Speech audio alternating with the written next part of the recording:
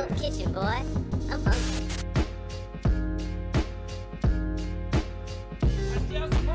Alright, so we're going to start this recipe by cutting up a bell pepper.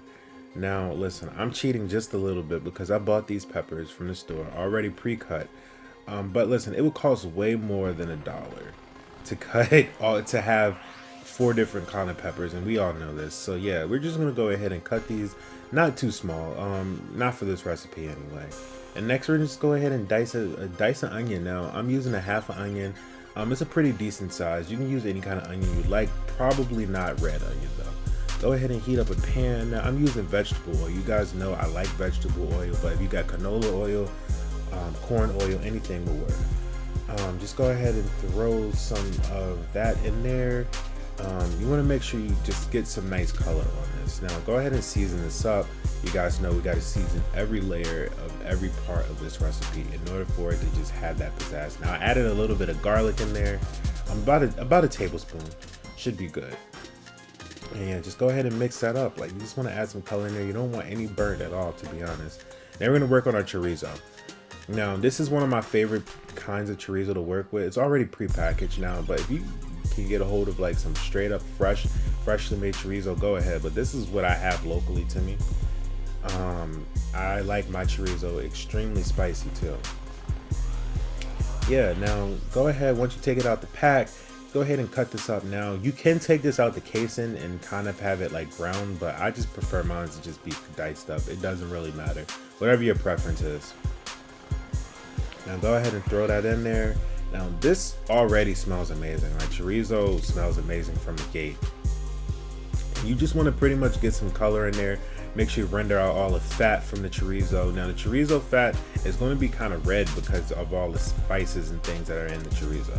We're going to work on our spice blend. Now add a teaspoon of salt and pepper, a teaspoon of garlic powder, a teaspoon of cumin, a teaspoon of cayenne pepper, a teaspoon of adobo, a teaspoon of chili flakes, and a teaspoon of smoked paprika, or regular paprika if you have it.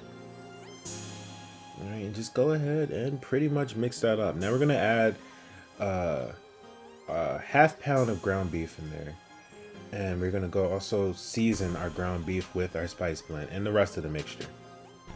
And just go ahead and mix this up. Now this is amazing, guys. Like, this is at the point when you realize that you have created something amazing. Like, it's not even my creation per se, but this is definitely my recipe. I never looked at anyone else's recipe. I know they exist, but yeah, add some fresh cilantro in there. And again, guys, if you guys want to see this full recipe, go ahead and check out my channel and my website at twodopekitchen.com. And yeah, go ahead and add some corn in there. Now, adding corn into the recipe is actually essential because it's that sweet that battles that heat, and that's the perfect thing combo that you need. Like, that sweet and spicy is awesome, and it just goes well. It just adds another layer of freshness to this recipe, just making it just feel a little bit better. It brings it home a little bit better. Now I'm going to go ahead and add 2 cups of tomato sauce. That's all you really need.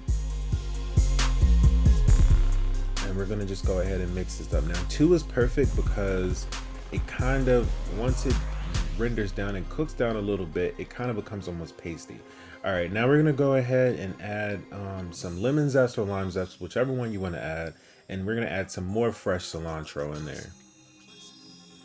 Just go ahead. Now I did add a 4th cup because I wanted to thin it out just a tiny bit, a tad bit, not too much, but a little bit. Now that's up to preference. Now I don't like mine to be too chili like, but yeah, make sure you season that with a little bit of salt and pepper, guys.